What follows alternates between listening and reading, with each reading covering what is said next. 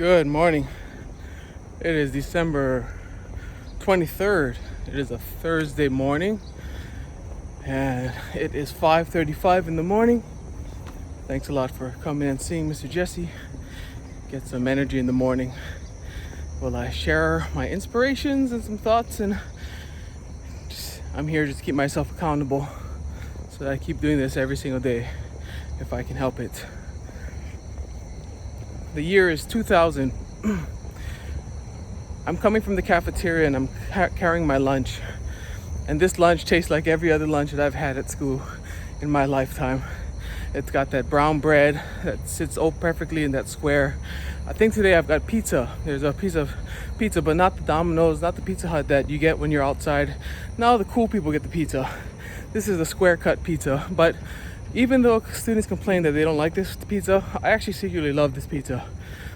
Maybe it's not so much because of taste, maybe because it's so much grease that they actually put on this, because, there's my mouth, because they gotta cut corners somewhere in the schools. And maybe they cut corners by putting a little bit extra oil or a little bit extra this or that. That to me, it makes it taste absolutely delicious. So I'm carrying my lunch and I'm going to meet my brother. And the thing is, this year is my first year in high school. I've had the same kind of lunch my whole life, but this time I'm in a different school. I'm in high school. I'm in 9th grade now, and I really don't know where my left hand from my right hand is, because it feels like such a different world from the 8th grade that I was in at my old school. I felt like I was the king of the school, but now here I am back at the bottom of the totem pole having lunch with my brother. My brother was 3 years older than I, and so he's a senior, and you know, I look up to him because he is that senior. He is at the top of the totem pole, and this is the last year that he will be in any kind of formal schooling that he will ever know. But along with him is not just one, not just two, not just 10, not just 4, not just 5. We had at least 12 different other friends that would meet with us for lunch every single day. We sit down, we have our lunch, and we do our day's text together. And some of you who are my friends from back there are still listening to this today. We sit down and that's a thing that we look forward to every day at school, is at lunch we'd sit down and we'd all hang out with each other. We'd read our daily texts. My brother would most times take the lead in that. And if he wasn't taking the lead, then he was assigning other people to take the lead in his absence. He's just that kind of guy. If he's going to be absent, he's going to tell James, he'll tell Bryden, he'll tell other people to read the text, to conduct the text group. We call it our witness text group. So we sit down there every day. Once in a while we see our other friends that are not at the text group and kind of like over eager with judging eyes. We look at them like, hey, why aren't you at this text group? You know, look at all of us, you know, a little bit of pride there. But we're looking at them more out of love. Like, hey, why aren't you joining us? Why aren't you sharing in this experience with us? Why aren't you taking part in the protection that comes with hanging out with all the other witnesses in this school? Little did I know, though, that other schools never had this. This was not a normal thing. Other schools didn't have my brother. My brother wasn't at those schools. And so other schools didn't have text groups. And so when I tell them, hey, you guys have a text group? And they were like, wait, what's that? I was like, oh, we all get together, all the witnesses get together, and we have our text group with one another. And it was such a foreign idea, just a foreign thought to them. It's like, no, everybody just hangs out by themselves with themselves. So here I am the whole year. I'm sitting at this text group every single day. Mostly it's just hanging out and having fun, seeing who can touch the highest thing on the wall. All kinds of good memories from there. But I remember that during that time, word got around to the older ones in the hall. And the older ones in the hall, they're really worried about us. They're worried about us kids, and they don't know how we're gonna fare in the world. They don't know how we're gonna do. They don't know how, like, if the world's gonna get its hands on us. And they're worried because there's so many distractions at school that can happen. So many of the uncles and aunties in our hall, they learn of this text group that we have at our school. And it didn't start with me. It did not start with my year. It was before that, but our year was a special year. The year 2000 was a special year because there were so many of us at one time, practically all in the same congregation. So many of us. So the uncles and aunties, they get to hear of this, and what a relief that brought to them. What a relief. Now we know that these kids are going to be okay. They're hanging out with each other. They're avoiding, for the most part, they spend 8 hours at school, and they have a lot of time with the world, but for that one pocket of time in the middle of the school day, they're spending it with each other. And for that thought alone was such assurance, a safety that the uncles and aunties in our hall would have. So much so that everywhere they would go, they'll talk about this McKinley High School text group. And they'll tell everybody. And everywhere I go, like, oh, we heard you got a text group. Like, oh yeah, how'd you hear about that? And like, from this person and this person and this person. And it turned out to be a lot of all the older people in our hall. It was hardly ever us young ones like telling other young ones, hey, yeah, we got a text group. Once in a while we do that, but it's more to put pressure on them, like, why aren't you doing it, kind of thing. Not coming from the place that we're so happy that we're having one. And they would come up to us and they'd ask us about it. Hey, how are you? How's the text group going? And we was like, yeah, it's a part of life for us. It's just what we do. It's that safe haven that we have at school, because I'm lost at this school. I have some friends that have trickled in from my old intermediate school into the new high school. A lot of the other ones went to a different high school.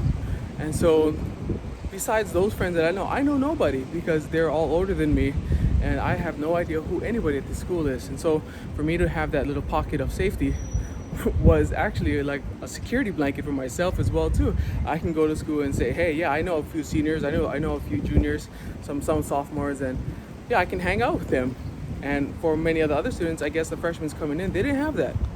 So maybe that was why I liked it as well too. But going back to the aunties and uncles, they loved it. The older brothers and sisters, they just loved it. And I think because of that fact that they knew that the younger generation is going to be safe. This past week, on Monday, we had some friends over to our house. And there are three young ones, two younger girls that are in our hall right now, and they're online. They're studying online. One is actually I want to say both are in 9th grade right now. Both are in 9th grade right now. And there's another girl, another young girl who's in a different hall, but she's the same age as them. So there's three of them. So during the course of dinner, we're having dinner, and it comes out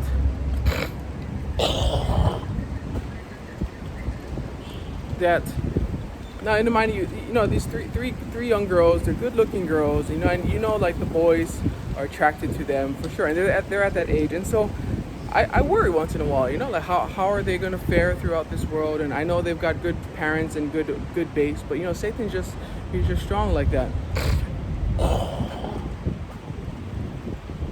So it comes out during the dinner that these three girls, they have a little personal worship session together every week. They call each other up and they'll talk about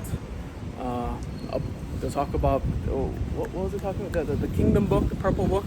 They talked about that book, and then they said that was a little bit too hard, but then they'll talk about Young People Ask Now, and they'll have discussions, and they all give like their own personal ideas, and they kind of open up to each other, like, I feel like this, and I feel like this, I like this boy, I like that boy, and they even talk to their mothers. Like, sometimes I feel like I'm missing out, and for me to sit there and just hear like these young girls talking about what they do with each other as a group, it really made me feel proud. And I'm like, I had that feeling like, wow, I'm so happy that I heard that. I'm so encouraged that I heard that. I'm so built up because I know that these young girls are still taking care of themselves, and the world is not going to get their firm grip on them as strong as I thought that they could, because they have each other and they have one another, and they keep in touch with each other every week. And they have these little sessions that it's them and it's Jehovah, and I just felt so encouraged, and I wanted to go out, and I told a bunch of people too as well. So yesterday I was thinking about it again, and I'm like, wait a minute, I am right now, I am those uncles and aunties in the past who used to go around talking about the text group. I am that person now, and I feel the encouragement. And back then, I never got it. I never understood like why it was such a big deal to the older ones in our hall. Like we had this little text group going on. But yesterday, as I sat and I thought about it, I get it. And it made me reflect on why the encouragement came and gave me all of these thoughts that I'm sharing right now with you. So I want to share that with you.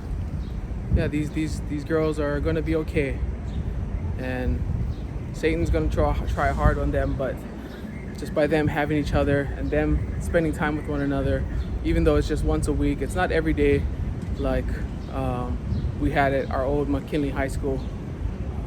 It's something. And so I am proud to be one of those old uncles and aunties who are feeling encouraged and feeling that these young ones are going to be safe. But that's my thought. Thanks a lot. Thanks for checking in and saying hello. And